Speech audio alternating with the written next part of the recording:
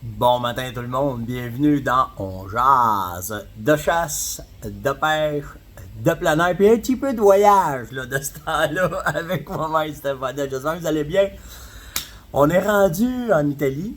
On est après, naturellement, on a joint l'utile à l'agréable parce qu'on va être chez Beretta en début de la semaine, donc on a profité du week-end pour être en Italie déjà. Je suis avec mes parents. Je ne vais pas revenir en Italie 2 fois dans la même année sans emmener mes parents cette fois-là. Fait que on est ici là, on est arrivé à Rome. On a fait Rome une journée pour aller montrer le Colisée, aller voir la basilique Saint-Pierre, couple de petites patentes. Puis après ça, on a monté à Assise. Pourquoi qu'on a monté à Assise? Parce qu'on va être 3-4 jours ici, puis c'est vraiment une place de rêve. Si vous avez à un moment donné un stop. Puis le pire, là, c'est que je connaissais pas ça, Assise. C'est quand que Beretta, la première fois, m'a emmené ici au printemps, puis on est venu faire le salon à Ombra. Puis que là, j'ai découvert cette région-là. Puis je vous le dis, là, c'est un petit stop à arrêter vraiment si tu viens en Italie, venez voir ça. Pas pour. Il n'y a pas grand-chose sur la chasse ici dans le coin, à part. Je pense qu'il y a un club de tir, je vais aller voir, mais je pense qu'il y a un club de tir. Mais à part de ça, c'est des villes qui n'ont pas grand-chose, mais c'est une ville qui est reconnue ici pour justement le salon de chasse qu'il y a au printemps. Fait que j'ai découvert la région comme ça, puis là, fallait bien en revenant que je ramène mes parents, puis là, dire, hey, venez voir ça, on va prendre 2-3 jours à Assise. Première chose pour la beauté des lieux, parce que c'est la basilique de Saint-François d'Assise qui est ici. Puis c'est un monastère de malade, là, je vous le dis, là, c'est fou. Là, je vais vous mettre une couple de photos là, pendant le voyage là, sur Instagram, mais c'est vraiment malade. Puis même qu'on part d'ici, là, on s'en va à Brescia, où est-ce qu'il est Beretta. Puis là, on va aller passer, je vais aller suivre moi la formation sur les armes, tout ce que Beretta veut nous montrer. Puis après ça, on continue, on s'en va vers Milan, où est-ce que je vais retourner à la boutique Beretta. Et là, cette fois-là, je vais vous faire la visite de la boutique Beretta. Je vais vous montrer comment est-ce que les Européens, eux autres, voient la chasse. Fait que je vais vous faire une visite de cette boutique-là. Donc, ça va être ça le voyage. Mais pour le moment, ça ne m'empêche pas de suivre nos actualités, puis de répondre quand même à quelques questions, ça c'est sûr et certain. Puis là, vous avez été, je ne sais pas combien de personnes à m'envoyer des informations sur la commission indépendante sur le caribou. Alors, tout ça pour vous dire que ça a été mis en place par le ministre, puis le ministre vient d'avoir une claque à la gueule puis un coup de pied à 4 parts, comme mon père a dit, à cause que la commission voulait bien essayer de mettre ça clean, puis essayer de voir comment est-ce qu'il pourrait arranger ça pour le ministère. Mais après avoir reviré de tous les bords, de tous les côtés à patente, ils se sont aperçus que le ministère, le ministre est complètement foutu de la qualité de l'habitat du caribou. Puis c'est impossible qu'il soit capable de porter 2 chapeaux pour pouvoir faire une saine gestion. Fait qu'imaginez si le caribou a planté, qu'est-ce qui est arrivé pour l'orignal, qu'est-ce qui est arrivé pour le chevreuil. Dans cette... J'ai checké mes notes parce que je me suis pris des notes pour être certain. Le but de la commission, c'est sûr qu'elle, ce qu'elle voulait, c'était sauver le caribou. Mais en fin de compte, les recommandations finissent par sauver les habitats. T'as pas le choix, tu sais. Un va pas sans l'autre. Tu penses pas que tu vas être capable de sauver le caribou si tu sauves pas leur maison. Fait que c'est de ça. Fait que là, ils s'en vont vers des recommandations pour sauver les habitats. Et ça va complètement à l'encontre. Puis où est-ce que la commission porte un bémol, ils disent que c'est impossible qu'un ministre soit capable de faire du zèle pour son ministère. Quand on dit de faire du zèle, c'est pour prendre parti pour son ministère contre son gouvernement, quand il y a 2 chapeaux qui sont contradictoires, celle de la foresterie puis celle de la faune. Fait que, tu sais, ça peut pas marcher. Puis ça fait longtemps qu'on le dit, ça fait longtemps qu'on en parle. T'sais. Puis à un moment donné, le ministre m'avait dit, Stéphane, faut que tu penses que c'est plus facile de passer des lois quand j'ai les 2 ministères. M'excuseras, mais pas d'accord avec ça. Vraiment pas d'accord avec ça. Donc, la foresterie, dans tout ça, a de l'air vraiment folle. Parce que là, ce que le ministre a fait, c'est vraiment contre les bonnes logiques de la gestion de la faune. Puis, ce qu'il parle, c'est de faire virer le gouvernement. Tu sais, le gouvernement Legault veut faire un virement vert. Fait que là, il voit une lueur d'espoir sur ça, sur qu'est-ce que ça va faire. Si le gouvernement s'en va vers le vert, ils n'auront pas le choix de faire attention aux habitats. Puis là, ça va porter fruit au caribou, mais surtout aux autres espèces aussi, on s'entend, OK? C'est vraiment ça.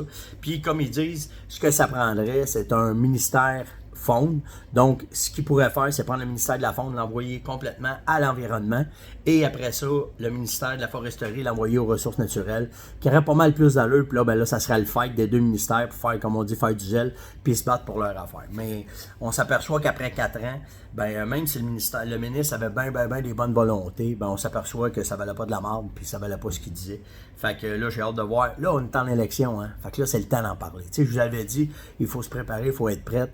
C'est pour ça les likes, c'est pour ça les partages. Ben là, on s'en va là. On s'en va directement là, à mettre de la pression pour les élections. Parce que ce que j'ai vu, les élections vont être déclenchées le dimanche.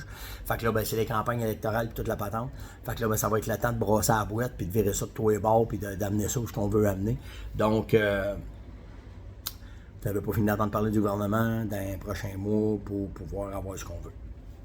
Puis tout ça, ça dépend de vous autres, comment vous allez liker, comment vous allez partager. Puis comment est-ce que vous allez surtout commenter tous les sujets qu'on va dire. Là, c'est le temps. Là. On est dedans. Là. On va voir ce que la pression populaire va faire à travers les médias sociaux. On va faire des posts, on va dire l'UPF fait la même affaire. Fait que, on va voir où est-ce que ça va nous mener. Après ça, qu'est-ce que j'avais d'autre? Il me semble que j'avais une autre nouvelle. Ça, c'est un sujet, je vais parler avec vous autres. Ah oui! Il y a une quinzaine d'aires municipales qui ont été une quinzaine d'aires, 15 aires de mise à l'eau avec les municipalités à travers la province qui ont été privatisées encore cette année. On perd du terrain à toutes les fois, puis c'est honteux comment est-ce que les municipalités vont plier à travers les schlacs de béton. Puis comment est-ce qu'ils veulent essayer de privatiser les lacs, autant pour la pêche, autant pour ceux qui font du kayak, autant que ceux qui font du canot. On parle de 15 villes qui se sont en allées vers la privatisation des plans d'eau à cause des gens de la ville qui sont partis avec la COVID d'une région, puis que là, ils veulent avoir le petit coin tranquille, le petit coin ici, puis ils veulent pas rien partager avec personne. C'est décourageant. C'est décourageant de voir comment est-ce que les populations Comment est-ce que tout le monde se crise de tout le monde ici? C'est ça qui est plate, c'est ça qui est vraiment plate, sans penser au bien commun, que tout le monde paye des taxes, puis les plans d'eau appartiennent à tout le monde, puis on n'arrêtera pas. Puis, tu sais, à Amherst, là, je comprends que j'ai mis mon grain de sel là-dedans, mais il va falloir que quand vous entendez parler de vos municipalités qui sont pour passer des règlements sur des affaires de même, allez crier haut et fort, venez nous le dire, on va dénoncer, parce que les politiciens sont très sensibles à ça. Fait que venez nous le dire, on va brasser, comme un peu on a fait. Puis s'il y en a qui voient qu'il y a de quoi, venez m'écrire, venez me parler, je vais vous dire un peu comment est-ce que nous autres on a fait, puis après ça, vous verrez comment est-ce que ça va aller. Mais c'est hallucinant où est-ce que ça s'en va, ça s'en va pas sur le bon sens. Dans les questions, j'ai Ghislain qui m'a demandé « Comment tu fais pour choisir une bonne jumelle? Peux-tu me réexpliquer qu'est-ce que ça veut dire 10 par 25 ou 10 par 40 ou 8? » Bon, le petit bout de la jumelle, là, mettons c'est 8, mettons c'est 10, ça veut dire combien de fois qu'elle va rapprocher. Elle va rapprocher 8 fois ou elle va rapprocher 10 fois. Pour la chasse, je te conseille un 8. Tu vas avoir un peu plus de vision, parce qu'un 10, c'est très proche. Mais ça dépend de tes goûts. Va les essayer, va voir comment est-ce que c'est. Puis, par 45 ou par 50 ou par 25, c'est le grossissement de la lentille au bout pour qu'il y ait de la capture de luminosité. Ensuite de ça, le poids, comment est-ce qu'elle va bien tenir dans tes mains. La qualité de la lentille, si tu vas avoir avec un télémètre intégré, ben là, ça va dépendre comment de budget que tu as, parce que plus que tu vas payer, plus que tu vas investir dans ta jumelle, plus tu vas avoir une jumelle qui va être claire, puis surtout, ce qui est important, c'est qu'elle va te donner une fine définition de ce que tu veux voir. Fait que, tu sais, à travers les branches, si tu veux voir une corde, tu veux voir du poil, tu veux voir un panache, c'est là que ça fait la différence. Puis après ça, c'est la luminosité. Plus que tu vas avoir une jumelle de qualité, plus qu'elle est brunante, plus qu'à la fin de la journée, tu vas avoir du détail, tu vas bien voir dans tes jumelles. C'est vraiment ça qui fait la différence. Il y a une différence là, de 20 à 30, 40 minutes avec des jumelles de qualité, comparativement à des jumelles de moins bonne qualité, quand tu vas aller chercher de la luminosité. Puis c'est ça qui fait vraiment la différence avec tes jumelles. Donc, c'est simple de même, Michelin, c'est pas compliqué. C'est... le premier en avant, c'est combien qu'elle rapproche, puis après ça, c'est le grossissement de ta lentille. J'ai Alain qui me demande, quand tu cherches ton orignal, tu as combien de temps pour le trouver avant de perdre ta viande? Écoute, 4 à 6 heures, stresse pas, pantoute. Tu as le temps de l'éviscérer, tu as le temps de l'amener. C'est bien entendu que quand tu vas le pendre, tu vas faire des trappes d'air, ok? Tu vas ouvrir la bosse pour laisser l'air rentrer, tu vas bien éventer, tu vas ouvrir la cage thoracique. S'il fait vraiment chaud, tu vas tout de suite le couper en quartier, tu vas le mettre dans des cotons fromage, tu vas laisser passer l'air alentour. t'en auras pas de problème. Vraiment pas. Si la température est vraiment trop chaude, là, ça presse que tu ailles le porter dans une chambre froide, c'est sûr. Mais le gros de la question, c'est si tu le retrouves après 24 ou 36 heures après. Qu'est-ce que tu fais? Ben, écoute, rarement, si tu fais ce que je te dis, tu vas perdre ta viande. Ce qu'il faut que tu fasses, c'est que si après 24 heures, tu trouves ton oreille, il va être gonflé, là. C'est sûr. Mais capote pas avec ça, c'est pas grave. Tu l'éviscères le plus vite possible, puis là, tu le sors du bois le plus vite possible. Puis là, ce qui est important, c'est de le détacher des os. Il faut que tu l'enlèves de l'os. Parce que l'os, lui, ce qu'il fait, c'est c'est lui qui est chaud. Fait que le froid arrive de l'autre bord, puis là, le froid, il est slow parce que il fait pas tout le temps froid. Puis l'os, lui, alentour de la viande, c'est là qu'il va faire surer ta viande, qu'il va faire chauffer ta viande. Fait que le premier but que tu as, c'est une fois qu'il est sorti, tu le coupes en quartier. Puis après ça, tu détaches les épaules du chest. Tu vas détacher les fesses du backstrap. Puis si tu vois que tu penses que tu vas manquer ton coup, détache la viande. Tout partout où il y a de la viande qui touche à l'os, tu enlèves ça de dedans. Quitte à aller enlever le fémur en dedans de la fesse, débarquer tes backstraps, débarquer ton filet mignon, débarque ta viande, parce que c'est l'os qui va la faire surer, puis c'est là que tu vas perdre ta viande. Fait que tant qu'à perdre ton orignal, t'es mieux de le prendre. Chaque morceau de viande que tu enlèves, tu mets ça dans un coton fromage, tu le pends tout de suite, c'est tout.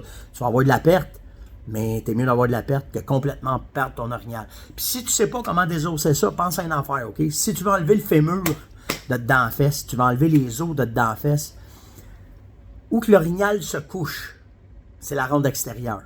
C'est la viande qui est la plus dure. Prends ton couteau, coupe par en dehors. En dedans, quand tu vas arriver à l'os, tu détaches l'os, tu vas juste bien le détacher, tu l'enlèves.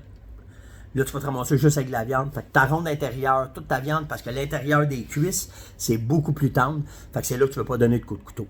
Fait que si t'arrive de quoi, tu défais par en dehors, tu t'enlèves toute la viande, tu mets ça dans un coton fromage, tu penses ça, puis tu te dépêches. Plus vite tu vas l'enlever de l'os, plus vite tu vas sauver ta viande. Là, tu vas avoir des chances qu'elle ne surisse pas, puis là, tu vas pouvoir la sauver. C'était un petit on jase de ce matin en direct de l'Italie, bien entendu. Moi, vous parlez pas mal toute la semaine à partir d'ici. Ça se peut qu'Yann me remplace. Yann, il aimait ça, puis vous êtes vraiment sweet avec. J'ai de voir les commentaires, vous êtes vraiment cool avec Yann. Fait que merci d'être un petit peu indulgent avec cette jeunesse. Mais il est bon, le kid. Il fait une bonne job, puis il suit le plan de match, puis il va. Fait que bravo à mon gars. Là. Je suis vraiment fier de lui, du travail qu'il fait. Pour vous autres, ben likez, partagez, invitez. C'est très important. OK, les élections arrivent. On va essayer de sortir des points le plus souvent possible pour que vous puissiez poser des commentaires, mettre des commentaires, poser des questions, puis nous autres, on va les poser en public, puis on va voir comment ça va aller. Donc, s'il y a des affaires, vous n'êtes pas content, comment ça se fait, où, quand, comment, là, c'est le temps, les élections s'en viennent. Puis jamais les médias sociaux ont fait autant de vagues.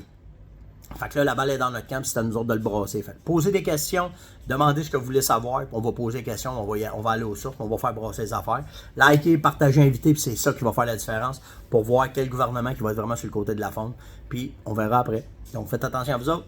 Moi, je vous laisse en direct de l'Italie, puis je vais vous mettre des photos. N'importe quoi je trouve là. Hier, il n'y a pas de ça, il n'avait pas de bon sens. Ça n'a pas de bon sens. Le café il est malade. Tout est A1 ici. Donc je vous laisse sur les images, puis on se voit demain matin. Ciao tout le monde! Yo, checkez ça, checkez bien ça. Ouais, c'est la vue que j'ai de ma chambre le matin.